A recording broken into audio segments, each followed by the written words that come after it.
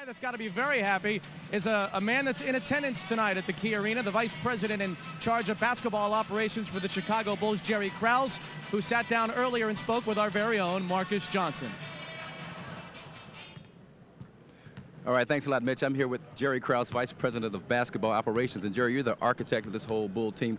What was your blueprint or your game plan from day one?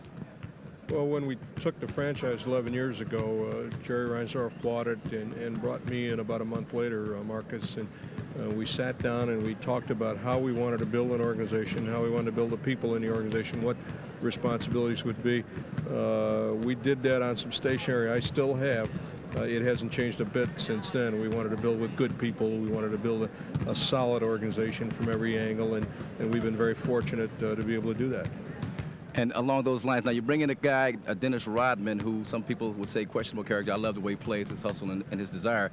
Were you worried about that offsetting or upsetting the chemistry? No, because we did a lot of homework on Dennis, and we talked to Dennis. We brought Dennis in, spent a couple of days with him, and Dennis Rodman is a good person. The only person Dennis Rodman's ever heard has been Dennis Rodman, and he's extremely smart. He has a lot of characteristics we like.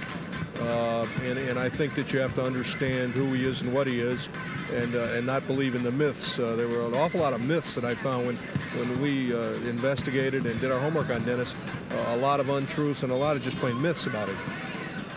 Let's talk about Michael. He's back, came back last year for a few games, and you guys lost to Orlando in the playoffs. Have you seen a new resolve in Michael this year, kind of as a redemption year?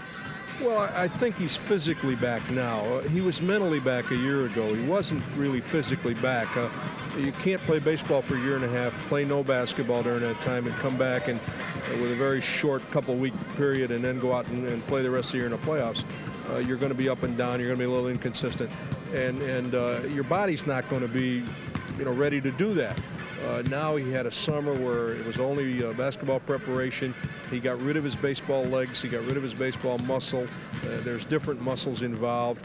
And now he's back to being the Michael Jordan that we all know, and is still a very special player. And that resolve in him is still there, too.